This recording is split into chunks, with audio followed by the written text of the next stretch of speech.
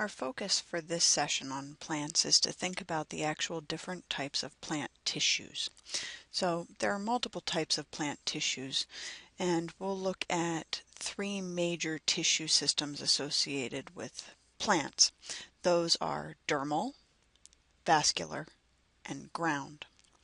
So when we look at our plants, we actually will see these tissues throughout the entire plant. Remember, when we talk about structures of tissues, cells make up tissues, tissues make up organs, organs make up organ systems. We've already talked about organs associated with plants, being roots, stems, and leaves. Our job now is to determine what tissues make up those organs. In our three tissue types, I want to start with vascular tissue. This is one of the most critical tissues associated with photosynthesis and for moving all nutrients, waste around the plant. So we have two types of tissues associated with vascular tissue. Xylem tissue moves all of our water up from the roots to the rest of the plant. Xylem is also responsible for helping us to distribute any nutrients that the plant needs that it takes up from the soils, nitrogen, phosphorus, and so on. Phloem tissue always moves things down the plant. So xylem up, phloem down. So phloem is going to be primarily responsible for returning sugars to the plant that are produced in the leaves, either for use directly by the plant or for storage in the roots for later on. So if you look at this diagram, it's attempted to color code the tissues, the primary tissues of the plant. So the purple are the vascular tissues that we just talked about, xylem and phloem. We talk about these being in bundles, and if you can see in the top of this diagram, the lighter purple on the top is the xylem, and the lower portion on the bottom is the phloem. So we actually talk about these bundles. Xylem and phloem are always side by side. This will be very important when we talk about vascular tissue in more depth later.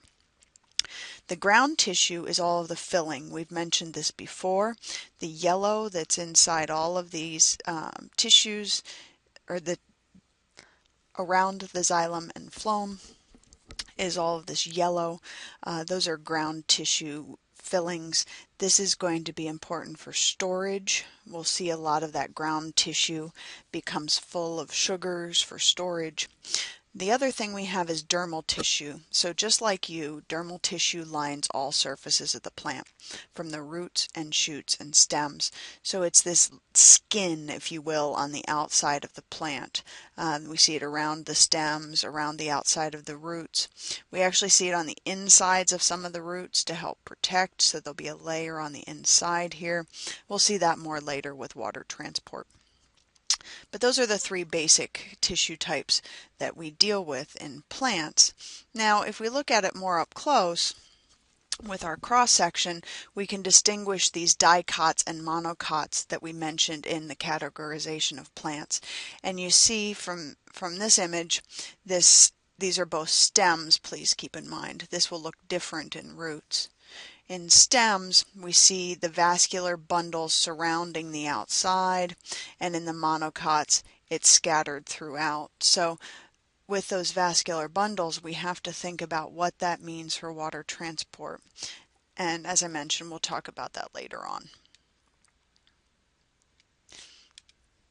In roots, on the other hand, the dicot root and the monocot root, things look a little bit different to us.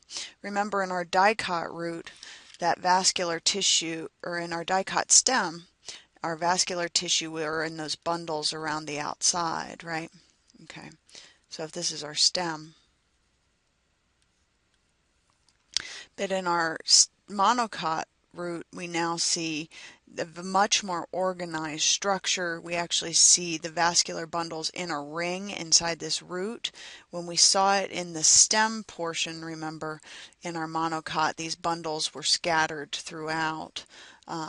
So you have to be careful with that as a defining characteristic, because in our stems and roots, these are going to look very different for us.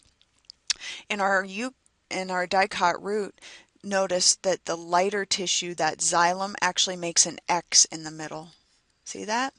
So that'll help you remember that the xylem is in the center, surrounded by the phloem. This will be important later on, but that X helps you remember xylem. If we actually take a cross-section of a leaf and consider the structures close up, we see the same things: dermal tissue, ground tissue, vascular tissue. Remember, a leaf is an organ, so it will be made up of all of these tissue types.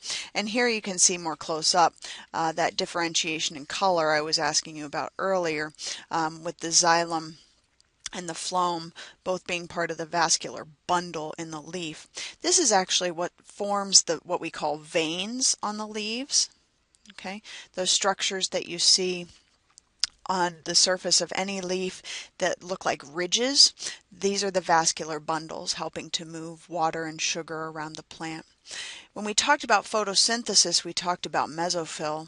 Mesophyll being ground tissue and helping us to supply nutrients and oxygen to our leaves as they do photosynthesis. So you see here, mesophyll is ground tissue, as we mentioned before, completely fills that leaf. The only other thing I want to point out here for you right now are these holes in the leaves. Do you remember what these were called? These holes allowed oxygen and carbon dioxide to move in and out of the plant. If you don't remember what those are called, you should go back and look that up.